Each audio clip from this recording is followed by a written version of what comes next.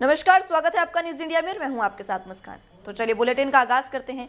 श्री सिद्ध संत बाबा मस्तुनाथ मठ जी के सालाना मेले की तैयारियां जोरों शोरों पर चल रही हैं। बता दें कि मस्तुनाथ की स्मृति में असलबोहर मठ में 3 दिवसीय मेला 21 मार्च से फागुन की सप्तमी, अष्टमी और नवमी तिथि को लगने वाला है। ये मेला नाथ संप्रदाय के रीति रिवाज से जुड़ा हुआ है। इस मेले में दुनिया भर से बाबा मस्तुनाथ के भक्त और अनुयायी असलबोहर मठ आते हैं। नाथ संप्रदाय के सभी 12 पंथ के साधु संत इस मेले में पहुंचते हैं। कई राजनीतिक हस्तियां भी मेले में पहुंचेंगी। असलबोहर मठ में वार्षिक मेले के आखिरी दिन 23 मार्च को सुबह 11 बजे से इनामी कुश्ती दंगल का आयोजन किया जाएगा। इसमें पहला इनाम 1,15,000 रुपये, दूसरा इनाम 1 लाख रुपये और तीसरा इनाम 51,000 रुपये और चौथा इनाम 31,000 रुपये रखा गया है। 21 मार्च को शाम 5:30 बजे लोक सांस्कृतिक कार्यक्रम का भी आयोजन किया गया है, यानी कि हरियाणा की संस्कृति की छटा इस मेले में देखने वाली है। मेले की तैयारियां हमारी लास्ट जब तक शुरू नहीं हो जाता जब तक चलती रहेंगी। अभी आपने देखा होगा हमारे हलवाई लगे हुए हैं, साधु महात्मा आ रहे हैं, लाइटों का काम चल रहा है। कहीं लाइट अगर हमें कम लगी तो उसको चेंज करके दोबारा हम उसको सेट करवा रहे हैं। हमारे सारे ड्यूटी वाले आपने देखे होंगे, सारे कैडेट्स अपनी ड्यूटियों पे सब जायजा ले रहे हैं। टीम सारी हमारी मेले में साफ सफाई का काम चल रहा है। हाँ जी, हमारी जमात के सभी महंत साधु आ चुके हैं और हमारे जो पीर जी और ये सब कल आएंगे, क्योंकि सप्तमी से शुरू होता है हमारा। तो बाकी साधु महात्मा बहुत सारे हमारे डेरे में पहुंच गए हैं और उनके लिए सब तैयारियां हो रही हैं। उनका भोजन, किसी को अगर प्रसाद के अलावा कुछ अलग खाना होता है तो आपने देखा होगा कि सबकी तैयारियां चल रही है और साधु महात्मा सब आराम से अपने विश्राम कर रहे हैं, भजन भाव कर रहे हैं। कोरोना को लेके जैसा कि कल हमारे गुरु महाराज की कॉन्फ्रेंस थी, जो हमारे यूनिवर्सिटी के चांसलर भी हैं, तो महाराज जी ने बताया कि हम वैक्सीनेशन के लिए भी हमारी एक टीम लगेगी यहाँ पे।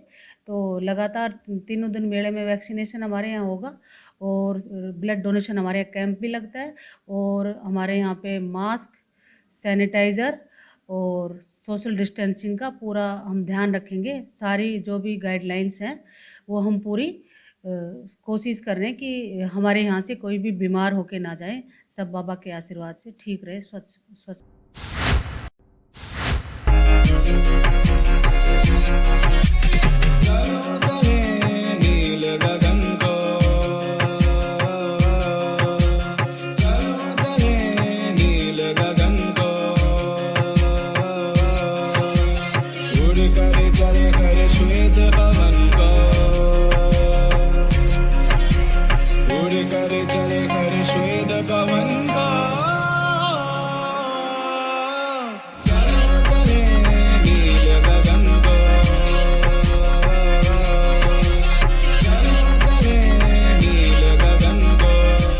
आप सब लोग जैसे कि भली भांति जानते हैं कि हर वर्ष की भांति सिद्ध शिरोमणि बाबा मस्तुनाथ जी की स्मृति में लगने वाला मेला इस वर्ष 21, 22, 23 मार्च को लगने को जा रहा है।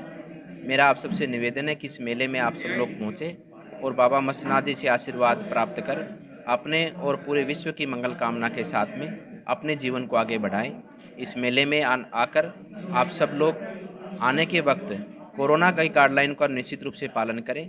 हम सबको सजग रहना है और हम सब अपने आप को कोरोना से बचाएंगे तो निश्चित रूप से पूरा देश कोरोना से बचेगा। इसी भाव के साथ में आप सबको मैं आमंत्रित करता हूं कि आप इस पावन सिद्ध शिरोमणि बाबा मस्तुनाथ जी के मेले में पहुंचकर अपनी आस्था के साथ में पूरे विश्व के कल्याण की कामना के साथ में इस मेले के अंदर अवश्य रूप से पधारें। उत्तर भारत के हरियाणा प्रांत में रोहतक की पावन धरा असलबोहर पर परम सिद्ध शिरोमणि जोरंगीनाथ जी महाराज की तपोस्थली संपूर्ण भारत में प्रसिद्ध है। असलबोहर का ये प्राचीन मठ 8वीं शताब्दी से लेकर अब तक सामाजिक, धार्मिक और सांस्कृतिक उपलब्धियों का जीवंत स्थल रहा है। भारत देश के इतिहास में नाथ संप्रदाय के इस स्थल का अत्यंत महत्वपूर्ण स्थान है। ये मठ आमजन और संतों को दीक्षित करके आत्म साक्षात्कार और जन कल्याण में प्रवृत्त होने की प्रेरणा देता आया है। यहाँ से शिक्षा प्राप्त करके अनेक ऋषि मुनियों ने केवल उत्तर भारत में ही नहीं बल्कि संपूर्ण दुनिया में ज्ञान का प्रचार प्रसार कर अपना परचम फहराया है। इस मठ में बाबा मस्तुनाथ जी महाराज ने कई वर्षों तक कठोर तपस्या से अपार सिद्धियों को प्राप्त कर जनमानस के अनेक कष्टों का निवारण किया है। संत परंपरा के अंतर्गत यहाँ परम सिद्ध तोतानाथ जी, योगीराज मेघनाथ जी, मोहरनाथ जी, चेतनाथ जी, पूर्णनाथ जी, महंत शिरोनाथ जी, महंत चांदनाथ जी और वर्तमान गद्दीशीन मठ योगी बालकनाथ जी हैं। महंत चांदनाथ जी योगीनाथ के कार्यकाल में अनेक संकाय संचालित किए गए, जिनके मुख्य रूप से management college, engineering college, nursing college, physiotherapy college, pharmacy college, law college, मानविकी संकाय, शिक्षा संकाय प्रमुख हैं। बाबा मस्तुनाथ विश्वविद्यालय के वर्तमान कुलाधिपति महंत बालकनाथ जी योगी सांसद अलवर लोकसभा क्षेत्र राजस्थान के निर्देशन में ये विश्वविद्यालय दिन प्रतिदिन उन्नति और विस्तार के नए कीर्तिमान हासिल कर रहा है। ये विश्वविद्यालय शिक्षा और गुणवत्ता के क्षेत्र में मील का पत्थर है। यहाँ का विशाल परिसर और शिक्षा के लिए उत्तम संसाधन कुछ वर्षों का ही नहीं बल्कि कई सौ वर्षों की तपस्या और साधना का फल है। खबर हरियाणा के कैथल से है, जहां पर कलायत के गांव में एक महिला की निर्मम हत्या कर साक्ष्यों को मिटाने के लिए बेहद क्रूर रवैया अपनाते हुए शव को तालाब में फेंकने की सनसनीखेज वारदात की खुलासा हुआ है। करीब 30 वर्षीय महिला का शव गांव के गेहूं खरीद केंद्र के नजदीक स्थित तालाब में फेंका गया था। मृतका की पहचान फिलहाल नहीं हो पाई है। डीएसपी सुनील कुमार ने बताया कि मृतका के मुंह पर रस्सी और गले में लोहे की बैल जकड़ते हुए शव को कंक्रीट से भारी पोल के साथ बांधते हुए तालाब में फेंका गया है। सुबह जब कुछ किसान तालाब में पशुओं को नहलाने के लिए पहुंचे तो इस दौरान महिला की खोपड़ी का हिस्सा पानी में दिखाई पड़ा। अनहोनी का संदेह होने पर गांव के सरपंच राजेश कुमार ने घटना की सूचना पुलिस को दी। घटना की संवेदनशीलता को देखते हुए एसएचओ जयवीर CIA 2 के साथ साथ भारी मात्रा में पुलिस बल के साथ मौके पर पहुंचे। पुलिस ने ग्रामीणों के सहयोग से शव को बाहर निकाला। कंक्रीट पोल से जकड़े महिला के गले सड़े शव को देखकर हर कोई सन्न रह गया था। शव की पहचान के लिए तालाब के किनारे भी रखा गया, लेकिन किसी तरह का कोई सुराग नहीं मिलने के बाद पुलिस ने शव को अपने कब्जे में ले लिया है और नागरिक अस्पताल भेजकर आगामी कार्रवाई शुरू कर दी है। काफी मुंह से बांध रखा है रस्सी से और उसमें बीच से भी चुन्नी से बांध रखा है और हम इसमें 302 में मुकदमा दर्ज करके इन्वेस्टिगेशन करेंगे। फरीदाबाद में कोरोना के खात्मे को लेकर चल रही वैक्सीनेशन ड्राइव को लेकर केंद्रीय राज्य मंत्री कृष्णपाल गुर्जर ने लोकसभा के 6 केंद्रों का दौरा किया।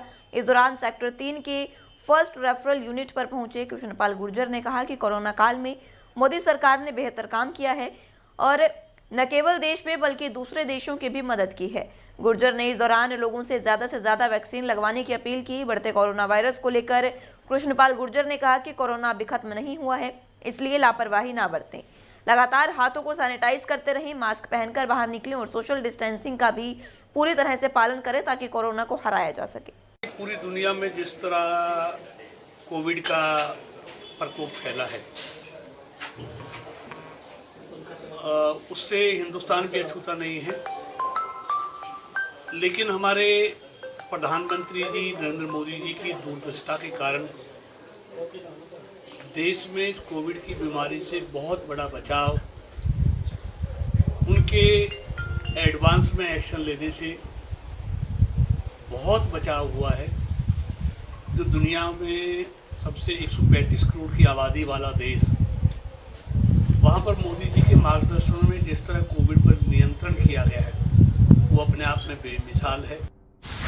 कहा जाता है कि बड़े बुजुर्ग हमेशा समझदारी और ज्ञान की बातें करते हैं। इसी कहावत को बुजुर्गों ने कोरोना वैक्सीनेशन में चरितार्थ कर दिया है।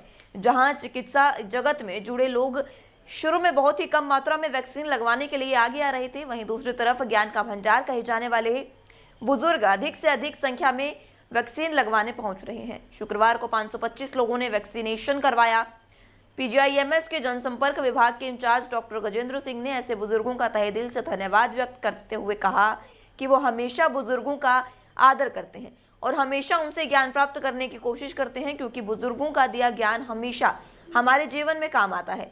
उन्होंने कहा कि उन्हें पता था कि जैसे ही बुजुर्गों को वैक्सीन लगनी शुरू होगी वो अधिक से अधिक संख्या में पहुंचेंगे और समाज में इस महामारी को खत्म करने के लिए अपना महत्वपूर्ण योगदान देंगे। सर अभी तो मैंने तो वैक्सीन नहीं लगवाई है, पर हाँ सर ने आज मोटिवेट किया तो मैं डेफिनेटली लगवाना चाहूँगी और मैं खुद चाहती हूँ कि हमारे साथ वाले लगवाएं और हमारा पूरा हरियाणा क्या पूरा इंडिया कोरोना से फ्री हो। हमें वैक्सीन के लिए गजेंद्र सर ने, हमारे प्रिंसिपल सर हैं, उन्होंने मोटिवेट किया हमें काफ़ी।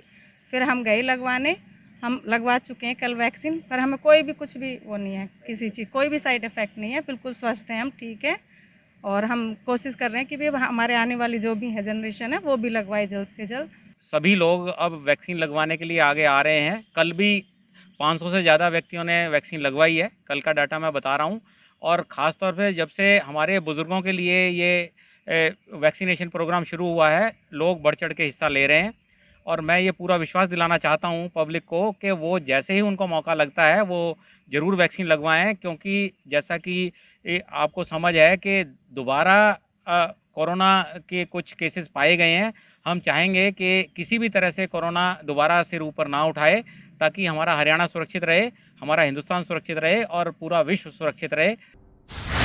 रोहतक शहर के रंगकर्मियों और अन्य विविध विधाओं के कलाकारों ने विधायक भारत भूषण बत्रा का विधानसभा में रंगशाला को नगर निगम के अभियांत्रिकी विभाग के कार्यालय से मुक्त करवाने बारे प्रश्नकाल में मुद्दा उठाने के लिए दिल से आभार प्रकट किया।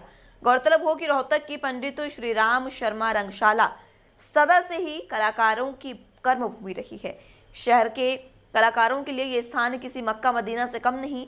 बॉलीवुड के बड़े बड़े कलाकारों ने भी यहाँ अपनी कला का प्रदर्शन किया है। बॉलीवुड डायरेक्टर और हास्य अभिनेता सतीश कौशिक ने सन 1976 में शरबती नाटक किया था। इन्हीं दिनों राज बब्बर ने मिट्टी की गाड़ी, कमल चोपड़ा ने भी मिट्टी की गाड़ी और बीवियों का मदरसा, फिल्म अभिनेत्री भूमि फेडेनकर की माता सुमित्रा हुडा ने भी बीवियों का मदरसा में विश्व दीपक के साथ मुख्य अभिनेत्रियों की भूमिका निभाई थी। यही रंगशाला है जहां बॉलीवुड सिंगर जसविंदर नरूला ने अपने सुरीले अंदाज में दर्शकों को पागल कर दिया था। बहुरानी हरियाणवी फिल्म के सभी कलाकार किसी न किसी रूप में इस रंगशाला से जुड़े थे। नगर निगम वालों ने पहले तो यहाँ पे प्रोग्राम करवाने बंद कर दिए, बोले जी 11,000 रुपये किराया दो और 10,000 सिक्योरिटी दो। अब कलाकार बेचारे कहाँ से करेंगे, वो बेचारे मुश्किल से तो प्रोग्राम कर पाते हैं और उसमें कहीं से चंदा किया, कहीं से कुछ किया, इस तरह से करके आते हैं, तो वो कहाँ से 11,000 देंगे। पहले तो ये कर दिया, प्रोग्राम बंद हो गए। फिर उसके बाद अब यहाँ इंजीनियरिंग ब्रांच बैठ गई है आके, तो वो भी बड़ी गलत है। जबकि ये जगह कलाकारों की है तो कलाकारों को मिलनी चाहिए ना। तो पीछे इस मुद्दे पर हमारे विधायक जो बत्रा जी, उनसे बात हुई थी, उन्होंने विधानसभा में ये मुद्दा उठाया, अनिल विज जी को भी कहा, मुख्यमंत्री महोदय को भी कहा। तो उम्मीद है कि हमें ये जगह वापस मिल जाएगी और कलाकार बेचारे फिर से जो अपनी कला को दिखाना चाहते हैं, जो कुछ करना चाहते हैं, तो वो उनको मौका मिलेगा। यहाँ के हमारे हरियाणा के जो कलाकार हैं नेशनल लेवल पे हरियाणा का प्रतिनिधित्व करते हैं, तो उनको भी तो नेचुरली ग्रूमिंग तो यहीं से होगी ना। यहाँ से ग्रूम होते होते होते अगले नेशनल लेवल पे हमारा नाम करते हैं। और आज यहाँ इस रंगमंच पर जिन लोगों ने काम किया है वो बम्बई में छाए हुए हैं, तो सरकार का फर्ज बनता है कि ये जगह हमारे कलाकारों को वापस दी जाए। Open air theatre Pandit Shri Ram रंगशाला काफ़ी लंबे समय से यहाँ पर थी और कलाकार अपनी प्रतिभा और वैसे भी हरियाणा की धरोहर के बारे में और हरियाणा की संस्कृति के बारे में यहाँ पर फंक्शन वगैरह करते थे और लोगों का एक चार्म बना हुआ था। कॉरपोरेशन ने उसका बिल्डिंग को कब्जे में कर लिया। वो बिल्डिंग खाली होनी चाहिए, कलाकारों को वापस मिलनी चाहिए और सांस्कृतिक कार्यों का वहाँ पर होने चाहिए। मैं इस मुद्दे पे विधानसभा में उठाया, मुख्यमंत्री भी थे और विज साहब भी कंसर्न मंत्री भी थे और इनको चाहिए कि जब ये मुद्दा विधानसभा में उठाए तो इसको खाली करना चाहिए। नहीं खाली किया तो मैं सब मैटर को टेकअप करके दोबारा मंत्री जी से और मुख्यमंत्री से बात करूंगा। ये एक सीरियस मैटर है। वहीं रोहतक से जिला रेड क्रॉस सोसाइटी के सचिव देवेंद्र चहल ने कल सुबह बाबा लक्ष्मणपुरी धाम पर होने वाले ब्लड डोनेशन कैंप के लिए लोगों से और सभी धार्मिक और सामाजिक संगठनों से अपील की है कि वो ज़्यादा से ज़्यादा संख्या में पूरे धाम पर पहुंचें और रक्तदान शिविर में भाग लें। उन्होंने कहा कि रक्तदान महादान है और रक्त के दान करने से शरीर में किसी प्रकार की हानि नहीं होती। हर 6 महीने में सभी को एक बार रक्तदान जरूर करना चाहिए। आने वाली 21 तारीख को डेरा बाबा लक्ष्मणपुरी जी के यहाँ पे 11 से 1 बजे तक आवश्यक बैठक का आयोजन किया गया है। जैसा कि आपको मालूम है कि रोहतक जिला में रक्तदान के क्षेत्र में सामाजिक कार्यों में अभूतपूर्व प्रगति हुई है। इसको और आगे बढ़ाने के लिए और सुचारू रूप से चलाने के लिए इस बैठक का आयोजन किया गया। आपके विचार जो है बहुत महत्वपूर्ण है। आप समय पर बैठक में आके अपने विचार व्यक्त करें और भविष्य की रणनीति तैयार करें। फिलहाल के लिए इतना ही। आप जुड़े रहिए न्यूज़ इंडिया के साथ। नमस्कार।